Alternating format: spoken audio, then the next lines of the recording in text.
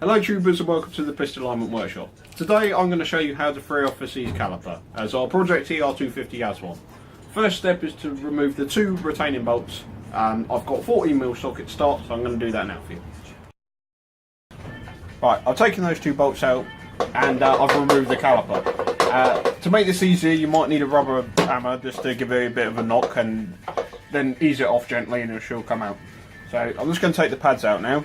So just need to pull the carrier back slightly and get in there. Right, that's one pad there.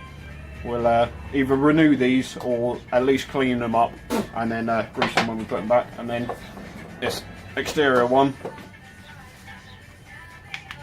just like so, like that. And that one's the same.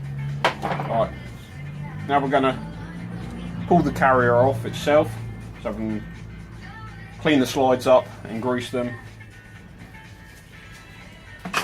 Also, like that. Cool.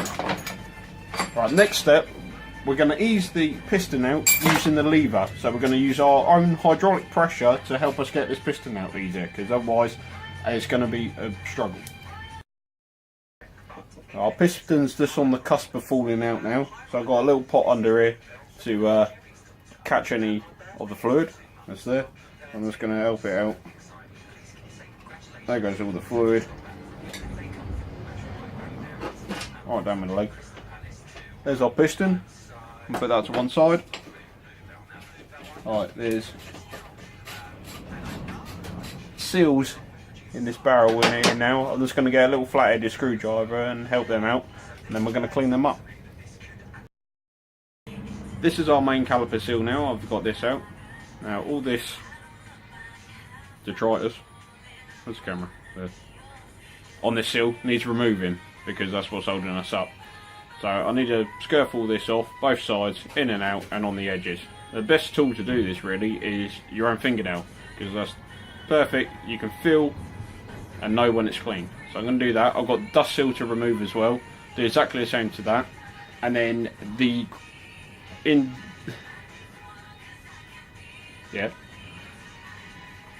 and then the recess where these seals fit in, need to get a little screwdriver in there and make sure all those clean out as well, because that's what holds it up as well. So I'm going to do that now for you. I'll clean both seals up now, and I've cleaned up inside the caliper. These are the two recesses here. It's a bit hard to see, but they're all clean now. This is my screwdriver. I've then rinsed this with brake cleaner and blown it out with compressed air as well to make sure there's no foreign objects in there, so it's beautiful and clean. So our first seal, the main seal now, I've lubricated this with brake fluid. Don't be tempted to use any other oils or WD-40 because they will just react with the rubber. So yeah, brake fluid only. I'm just going to fit that one now. A little fiddly, but obviously they came out from that hole, so they've got to go back in. Alright.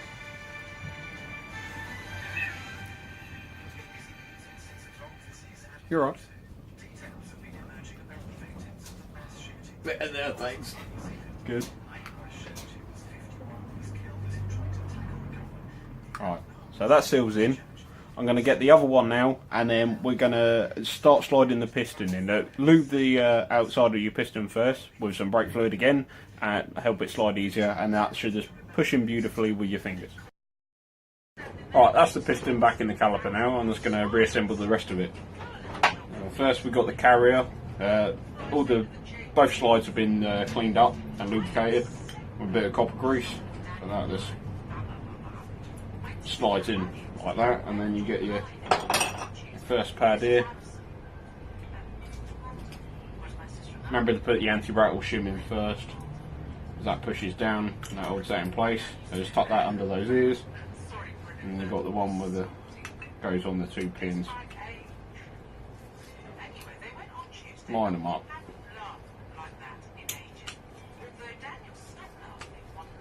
And then that's in like that. I'm going to bolt this on now and then bleed the caliper, and then we'll be about there. Always with your retaining bolts, put a little Loctite on them. Yeah, a little bit of blue or red, whatever your preference. Just for safety, quite important. So we'll do that now, and then yeah, lead it. Right, the caliper's all bolted back on now. If you need help leading it, just get a clear tube, put it on the nipple, work your front brake lever until you don't see any more air bubbles and there's fluid coming through, then do your nipple up tight. So this is our nice firm brake lever now. So that's good job, well done. Thanks for watching. Please like and subscribe. View all our other videos. Click to stay notified, and we'll see you again soon.